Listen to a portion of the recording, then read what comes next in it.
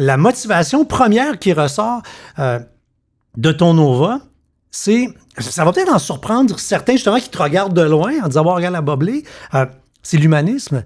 C'est l'altruisme. Oui. À 73, oui. Il y a une mère Teresa qui dort là-dedans. Là. C'est-à-dire que je suis une hypersensible. OK. Je suis une hypersensible, donc toute forme d'injustice, ça me fait sortir de mes gonds. Par exemple, que ce soit, tu vas me dire, le racisme, c'est hyper cliché parce que je suis une femme noire, puis bon. Puis il y a eu sexisme, t'es une fille. Oui, exactement. Tu as eu tout le mouvement Black Lives Matter, le mouvement MeToo, parce que moi, j'ai moi-même... Tu as une bonne année, hein, toi? Oui, exactement. J'ai été agressée sexuellement il y a 30 ans de cela, mais j'en parle ouvertement, puis je suis en thérapie, puis ça va bien. Mais, par exemple, le sort qui est réservé aux itinérants, ça me fait...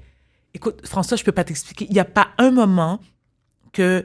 Lorsque j'ai traversé le pont Jacques-Cartier au coin de Lorimier, que je garde toujours comme un 20 $ en monnaie. Parce que je dois leur en donner et je baisse ma fenêtre et je prends leur temps de leur demander comment vous allez aujourd'hui. Je les vous vois tout le temps.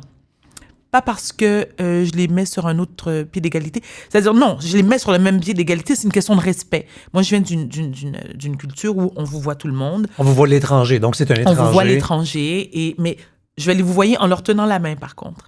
Parce que c'est important pour moi de faire un contact avec eux. Ils doivent tellement être surpris combien de gens n'osent pas les toucher. Ou les regarder. Oui, OK. Premièrement, les regarder. Exact. Deuxièmement, leur parler. Et troisièmement, d'avoir le contact humain, la chaleur humaine. Ces gens-là doivent désespérer de se faire prendre dans les bras par quelqu'un. Moi, je les prends dans mes bras. Et pas parce que j'ai besoin d'en parler publiquement puis de dire à quel point je suis géniale, extraordinaire. C'est parce que je réalise, et je l'ai réalisé il y a longtemps, c'est que beaucoup d'itinérants souffrent de maladies mentales. Et moi, étant atteinte du trouble bipolaire, je me dis, je pourrais être à leur place. Tu sais, moi, je ne suis pas à l'abri de me retrouver soit dans un hôpital psychiatrique, parce que c'est arrivé combien de fois dans ma vie, ou complètement dans la rue, parce que j'ai flobé beaucoup d'argent, parce que, tu vois, là, je suis pas sous tutelle, c'est pas le terme sous tutelle, mais je suis gérée par une comptable. Et c'est ma façon pour moi de fonctionner. Sinon, je serais incapable. Parce que, tu sais, l'argent me brûle. Oui, l'argent te brûle les doigts. Absolument.